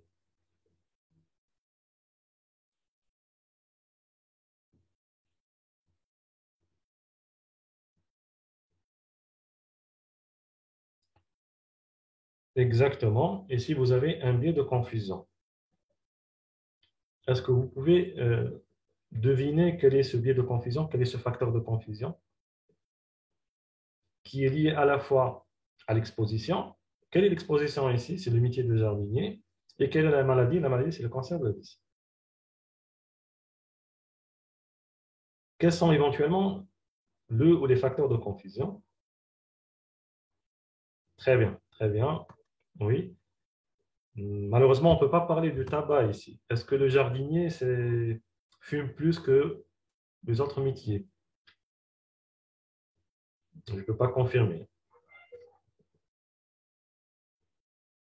Non, ce n'est pas le tabac. Éventuellement, ce n'est pas le tabac, mais c'est un autre facteur. Il y a beaucoup de bonnes réponses. C'est vrai si vous avez un biais de confusion qui est éventuellement lié à l'utilisation des insecticides et des pesticides. Parce que le jardinier est plus exposé que les autres métiers à l'utilisation des insecticides et pesticides, vu la qualité de son travail. Donc, il a besoin d'utiliser des insecticides et des pesticides. Et vous savez bien que les insecticides et les pesticides sont des facteurs de risque de cancer de la vessie. Donc, dans cette situation, il n'y a pas une relation réelle entre le métier de jardinier et le risque de cancer de la vessie, mais plutôt cette relation est expliquée par l'existence d'un tierce facteur, d'un facteur de confusion, qui est l'utilisation des insecticides et des pesticides. La dernière situation, dans le cadre d'un essai randomisé, un essai clinique randomisé, et évaluant l'efficacité d'un antidiabétique oral, d'un ADO, les auteurs ont utilisé deux types d'appareils pour mesurer la glycémie. Quel est le type de biais dans cette situation?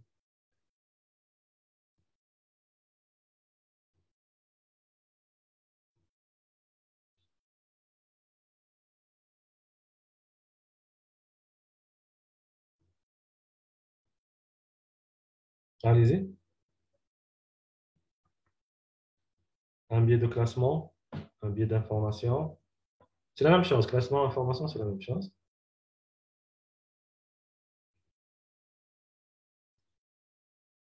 Très bien.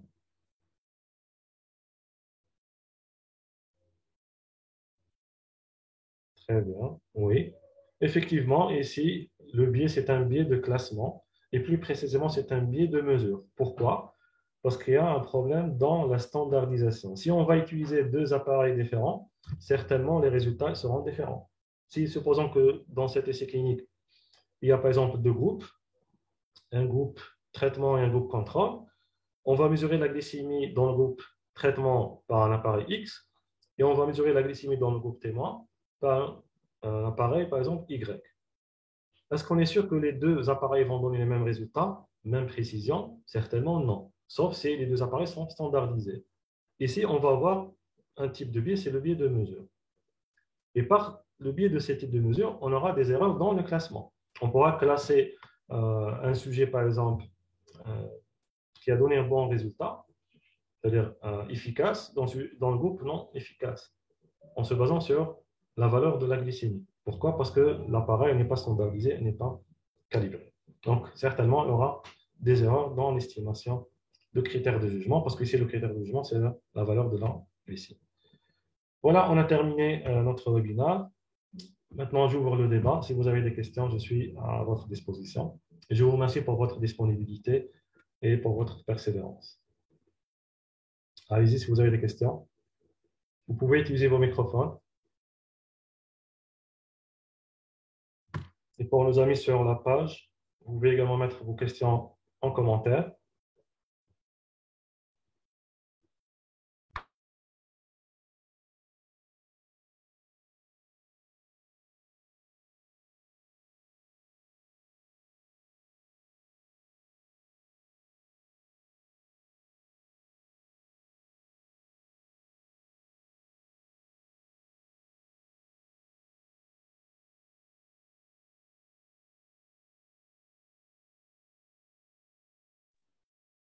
C'est moi qui vous remercie parce que vous avez animé le webinaire et je suis très, très satisfait de votre progression à la fin du webinaire.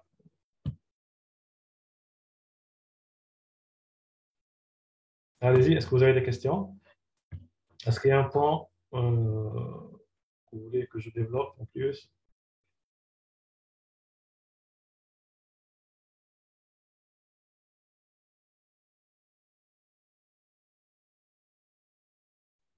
Il y a une question. Comment vous avez jugé la présence d'un biais juste en observant l'autre ratio? En fait, ce n'est pas l'autre ratio qui nous indique la présence d'un biais. Ici, j'ai basé ma décision sur la recherche. J'ai trouvé un article qui rapporte une association entre la consommation du café et le cancer du poumon. Et en lisant la littérature scientifique, je n'ai pas trouvé d'étude qui a rapporté cette association. Et en plus, je n'ai pas trouvé un mécanisme qui explique cette association. Donc, je dois me méfier de ce résultat. Je dois chercher l'existence d'un tierce facteur qui explique cette association. Et dans la plupart des cas, c'est un facteur de confusion. Donc, je répète, ce n'est pas l'observation qui indique l'existence d'un biais de confusion. D'autres questions? D'accord, pour les gens qui ont raté le début de la visioconférence, elle sera disponible sur la page de l'Institut MedLife. C'est l'enregistrement du live est toujours disponible sur la page. Autre question, pour une étude cas témoin, est-ce que les deux groupes doivent être du même âge ou même tranche d'âge? En fait, dans la constitution de groupe cas témoin, l'objectif, c'est d'avoir des groupes comparables, pas forcément en matière d'âge ou en matière de sexe. Il faut juste neutraliser les facteurs de confusion, éventuellement. C'est-à-dire l'idéal, c'est d'avoir deux groupes comparables. La seule différence entre les cas et les témoins, c'est l'absence ou la présence de la maladie. C'est-à-dire les cas, c'est les sujets qui présentent la maladie. Les témoins, c'est les sujets qui ne présentent pas la maladie. C'est la seule différence qui doit être présente. Sinon, pour le reste, les deux groupes doivent être comparables.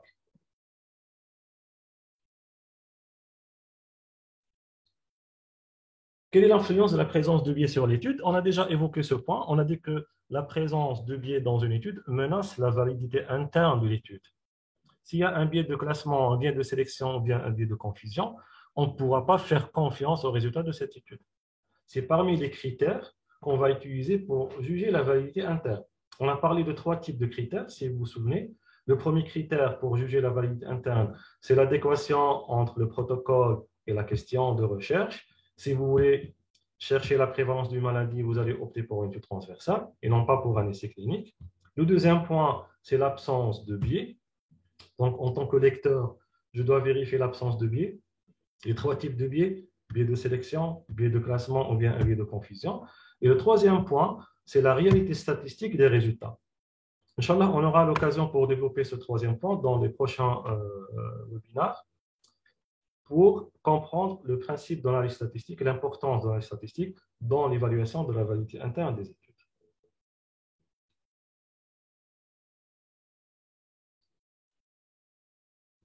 Comment éviter la fluctuation d'échantillonnage?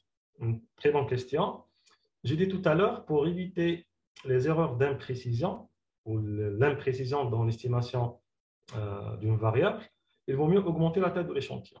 Plus on augmente la taille de l'échantillon, plus on gagne de précision et on diminue la fluctuation d'échantillonnage. Et bien sûr, il ne faut pas abuser, il faut toujours se référer aux règles. Il y a toujours des règles pour calculer la taille de l'échantillon.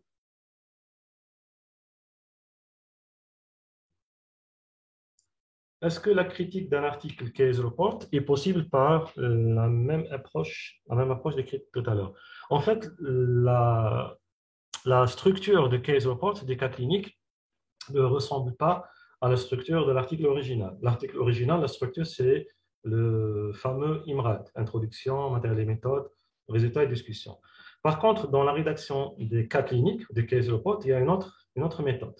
D'ailleurs, il y a même des grilles spécifiques pour la lecture critique des case reports. On aura Inch'Allah l'occasion également pour discuter ça lorsqu'on va parler des outils. Parce qu'il y a un point qu'on n'a pas évoqué dans ce webinaire, c'est les outils de la lecture critique. Actuellement, il y a des grilles spécifiques, des checklists spécifiques pour chaque type d'étude. Et pour les case reports, il y a une grille spécifique qu'on appelle la grille CARE. CARE, c'est-à-dire c'est le C-A-R-E. La grille CARE, c'est une grille spécifique pour la lecture critique des case reports. Et elle est disponible sur Internet. Vous pouvez chercher sur Google la grille CARE pour case report. Peut-on avoir une étude sans biais? Malheureusement, non. Il n'y a aucune étude parfaite sans biais. Même les études publiées dans les revues prestigieuses, dans Lancet, Nature, JAMA, NEJM, il n'y a aucune étude parfaite. Il y a toujours des études, il y a toujours des biais. Les études sont toujours biaisées. Mais bien sûr, à des degrés différents. Parce qu'on a dit tout à l'heure que la notion de validité interne, ce n'est pas le concept oui ou non, c'est-à-dire noir ou blanc. C'est-à-dire que c'est des degrés différents. Il y a une étude moins biaisée et une étude plus biaisée. Pour l'étude cas témoin, une question. Pour l'étude cas témoin, évaluant l'association de la prise d'AMS et la survenue de DM au sein des deux services. Comment peut-on stratifier pour corriger le biais? Ici, on ne va pas stratifier. Si vous avez une erreur, une anomalie dans la constitution de témoin, on ne va pas stratifier. On doit changer carrément le témoin. On va choisir un témoin qui ressemble à la composition des cas, c'est-à-dire qui possède les mêmes caractéristiques. Tout à l'heure, une collègue a proposé de sélectionner des témoins dans le même service. C'est possible. Les avis d'experts sont-ils classés dans la pyramide des études? Oui, je n'ai pas cité ça tout à l'heure, mais les avis des experts, ça dépend quel type d'avis d'expert. L'avis d'expert fondé sur, par exemple, des études de type synthèse, revue narrative. Un expert il va publier une revue narrative concernant une question de recherche, par exemple un traitement ou bien une maladie. Ça constitue un niveau de preuve bas. On peut le classer dans le niveau le plus bas. Par contre, les guidelines, c'est-à-dire les recommandations des sociétés savantes, basées sur les preuves, basées par exemple sur des revues systématiques ou bien des méta-analyses, se trouvent au sommet de pyramide des niveaux de preuve. Donc, il faut distinguer l'avis d'un expert qui est fondé sur son expérience, sur son expertise, et les avis des experts qui rentrent dans le cadre des recommandations des sociétés savantes. Voilà, d'autres questions?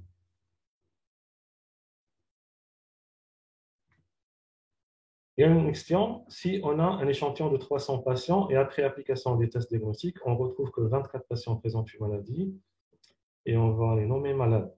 Est-ce qu'on est autorisé d'un point de vue statistique de considérer la population comme des témoins?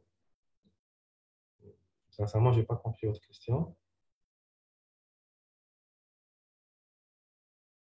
Est-ce que vous pouvez reformuler, docteur Dolbeni, votre question?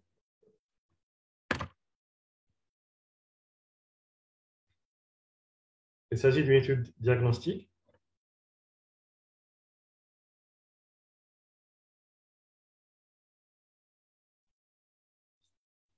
C'est bon, j'ai compris votre question. Ici, si vous voulez évaluer les performances d'un test diagnostique, vous devez d'abord avoir un test de référence, c'est-à-dire le gold standard. C'est quoi le gold standard? C'est le test sur lequel on va stratifier le patient, on va classer notre population malade et non malade. Et après, on va appliquer le test à évaluer, le test à vérifier. C'est-à-dire qu'on ne peut pas classer les patients en se basant sur le résultat de test à vérifier, le test à évaluer. On doit avoir un test de référence, le gold standard. Je vous donne un exemple. Supposons que vous voulez évaluer les performances d'un test de, par exemple, test sérologique, un test sérologique de COVID. Vous allez travailler sur 300 échantillons. Vous allez faire le test de dépistage. Vous allez trouver 24 patients qui présentent un résultat positif. Et les autres, c'est négatif. Est-ce que vous allez dire que les 24 sont malades et les autres sont non malades? Non. On doit avoir un test de référence. Quel est le test de référence ici? C'est la PCR. Vous allez faire la PCR en même temps que le test de dépistage rapide, c'est-à-dire sérologique. J'espère que j'ai répondu à votre question, docteur Golbani. Il y a une autre question. Est-ce qu'on peut corriger les biais? Une très bonne question. Quels sont les types de biais qu'on peut corriger? En fait, pour les biais de classement et les biais de sélection, malheureusement, on ne peut pas les corriger. Si le biais existe déjà, on ne peut pas corriger. Si on a une anomalie dans l'échantillonnage, ou bien une anomalie dans la mesure, par exemple, de critères de jugement, on ne peut pas corriger ça. Par contre, pour les biais de confusion, c'est possible. On peut corriger un biais de confusion par deux méthodes, soit avant, soit après, c'est-à-dire avant de commencer l'étude, ou bien après l'étude. Avant de commencer l'étude, on peut opter, par exemple, pour la stratification, pour l'appariement, c'est-à-dire pour neutraliser un biais de confusion dans une étude 4 mois, on va opter pour l'appariement. C'est quoi l'appariement? Pour chaque cas recruté, on va recruter son témoin. Supposons qu'on va recruter un cas, par exemple un sujet atteint de cancer de poumon, âgé de 45 ans, de sexe masculin. On va recruter son témoin par appariement qui possède les mêmes caractéristiques, c'est-à-dire c'est un sujet sain, âgé de 45 ans et de sexe masculin. On appelle ça l'appariement. C'est parmi les méthodes utilisées pour neutraliser les facteurs de confusion. Par contre, si on n'a pas pu neutraliser le facteur de confusion avant, et on va le détecter à la fin de l'étude, il y a également des moyens statistiques pour corriger l'existence de ce facteur de confusion. Soit on va opter pour la stratification, comme on a fait tout à l'heure avec l'exemple du café et le cancer du poumon, ou bien on va faire une analyse de régression multiple pour neutraliser ce facteur de confusion. Voilà, j'espère que j'ai répondu à votre question.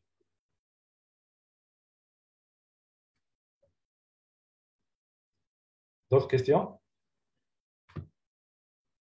Exactement, c'est l'ajustement. C'est-à-dire on va calculer par analyse de régression logistique l'odds ratio ajusté ou bien le risque relatif ajusté. Très bien. D'autres questions?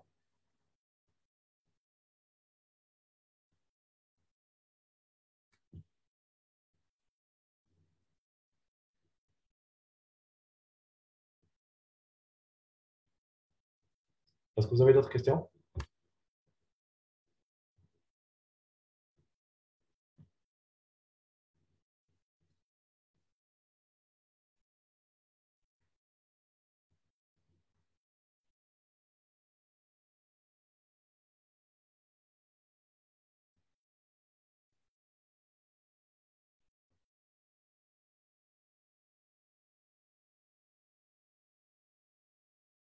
Nous avons une question par rapport à la différence entre la revue systématique et la méta-analyse.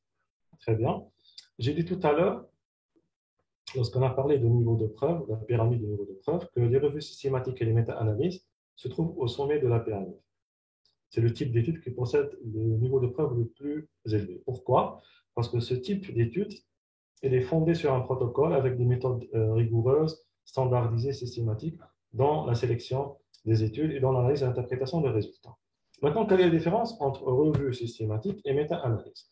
La revue systématique, c'est une synthèse qualitative des résultats.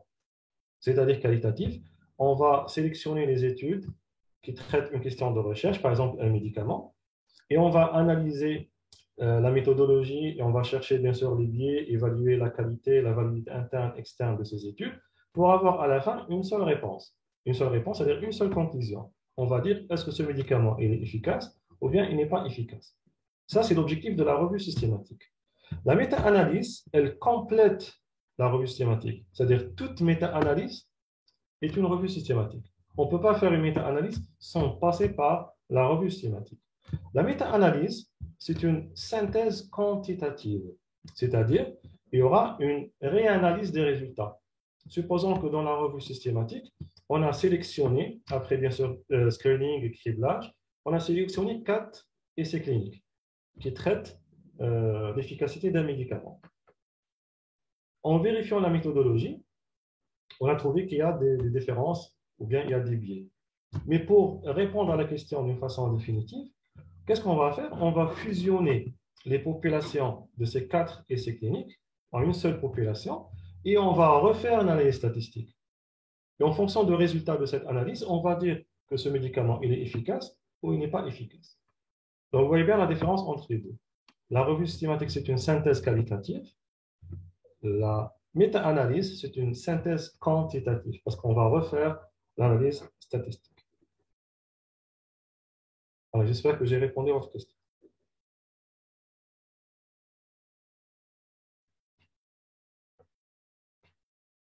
Il y a une autre question. Sur quel type d'études se basent les recommandations? Très bonne question. En fait, si vous allez chercher dans la conception, la méthodologie de conception de recommandations, vous allez voir qu'il y a des grades, ce qu'on appelle des grades. De grade A, grade B et grade C. Les experts ils vont utiliser une méthode pour évaluer les études publiées dans la littérature scientifique sur cette question de recherche. Supposons qu'on va faire des recommandations sur l'utilisation d'un médicament dans le traitement d'une maladie. Pour faire des recommandations, on doit faire d'abord une revue systématique. Donc, on doit obligatoirement passer par une revue systématique pour identifier quelles sont les études publiées et vérifier la validité interne, externe et la pertinence de ces études pour, à la fin, donner une recommandation. Maintenant, quel est le type de l'étude? On peut utiliser toutes les études, c'est-à-dire il n'y a pas de limite. Bien sûr, on doit préférer les études avec le niveau de preuve le plus élevé, c'est-à-dire revue systématique, méta-analyse, essais cliniques randomisés, contrôlés en double aveugle, c'est l'idéal. Ça, c'est le niveau de preuve le plus élevé. Si on ne va pas trouver ce type d'études, on peut passer à un niveau plus bas, par exemple les études cohortes bien menées, ou bien les études cas témoins, ou bien les études transversales. Bien sûr, ça dépend de la question de recherche. Est-ce que c'est un médicament, ou bien en recommandation par rapport à un dépistage, un diagnostic, sensibilisation, etc. Mais il n'y a pas de limite par rapport au type d'études utilisées dans l'élaboration des recommandations. Mais la différence, c'est par rapport au niveau de preuve, tout simplement. D'autres questions?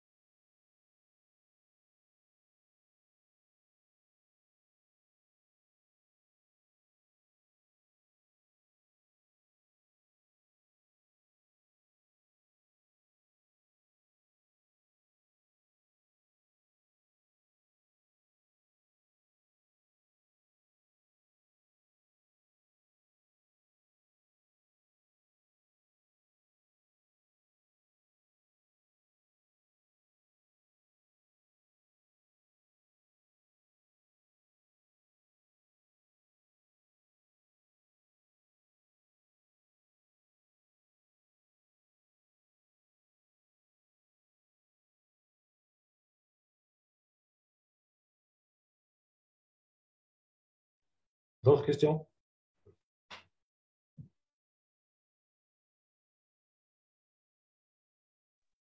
Il nous reste 1 minute pour clôturer. Si vous avez des questions, n'hésitez pas.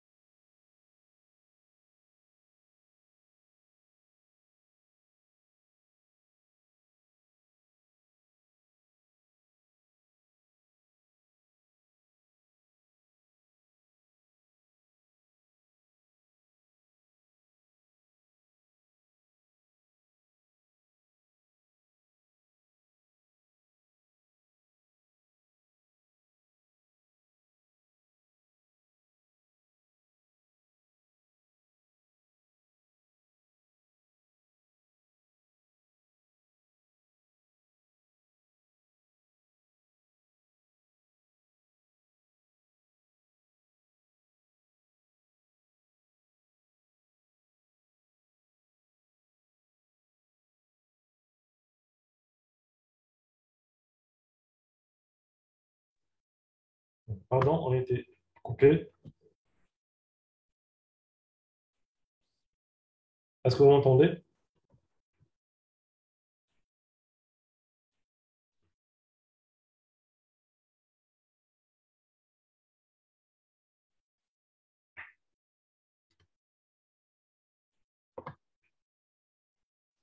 Très bien. Une dernière question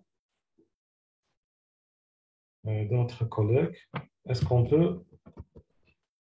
Je n'ai pas bien compris votre question.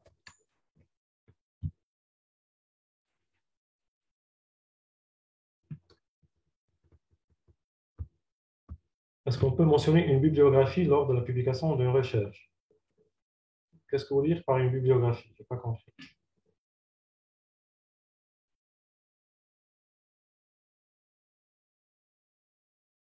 Est-ce que vous pouvez reformuler votre question, docteur Okahe?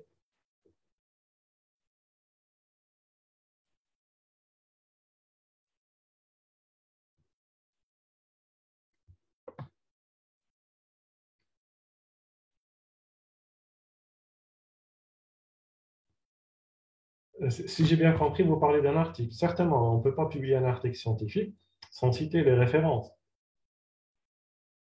On doit citer des références, c'est-à-dire que c'est des études antérieures publiées dans des articles.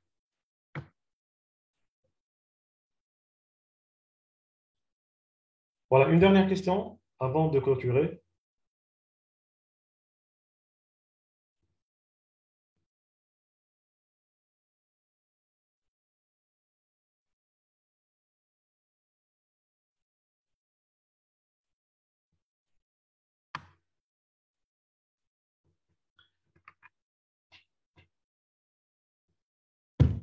Vous voulez que je parle de niveau de preuve.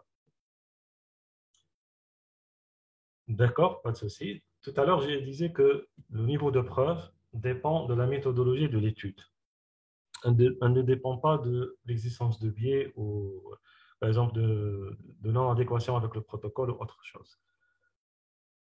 On utilise la pyramide de niveau de preuve pour classer les études en fonction de leur méthodologie. Et on a vu tout à l'heure qu'il y a des études avec niveau de preuve le plus bas, par exemple les essais précliniques réalisés sur l'animal, les études in vitro, les séries de cas, à propos de cas, ça c'est le niveau de preuve le plus bas. C'est-à-dire on ne peut pas faire confiance aux résultats de ce genre d'études. Contrairement aux études qui possèdent le niveau de preuve le plus élevé, tels que les essais cliniques randomisés contrôlés en double aveugle, ou bien les revues systématiques et les méta-analyses. Ce genre d'études possède le niveau de preuve le plus élevé. Et ce niveau n'a rien à voir avec la validité interne et externe. Ce niveau de preuve, il est conditionné par le type de l'étude, la méthodologie. Voilà, il faut faire la part des choses. Il y a le niveau de preuve qui dépend de la méthodologie de l'étude, cohorte, cas témoins, série de cas ou autre. Et il y a ce qu'on appelle la validité interne et externe qui dépend de l'étude, de protocole et le déroulement de l'étude. Ça ne dépend pas de la méthodologie. Voilà, j'espère que vous avez compris maintenant cette notion de niveau de preuve.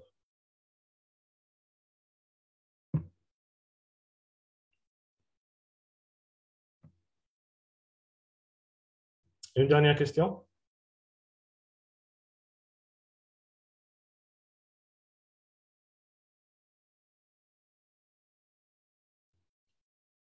Je vous en prie, docteur Asmani. Et une dernière question avant de clôturer. Oui, les guidelines. Qu'est-ce que vous voulez savoir sur les guidelines?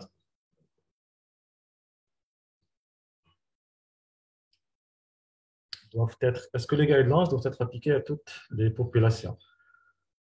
Certainement non. Pourquoi? Parce que ces guidelines ont été fondées sur quoi? Ont été fondées sur des études. Et ces études ont été réalisées sur toutes les populations? Certainement non. C'est pour cette raison, il faut se méfier. Les guidelines, c'est vrai, c'est des recommandations des sociétés savantes, mais qui ne sont pas applicables à toutes les populations. On peut trouver des guidelines, par exemple, des sociétés américaines qui sont adaptées à la société américaine. On ne peut pas les appliquer à la société européenne ou bien la société africaine.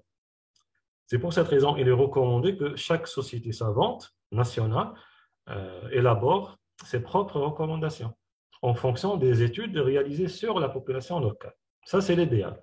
Mais malheureusement, ce n'est pas toujours le cas. Voilà, j'espère que j'ai répondu à votre question. Malheureusement, on doit clôturer. Je vous remercie encore une fois pour votre disponibilité et pour votre présence.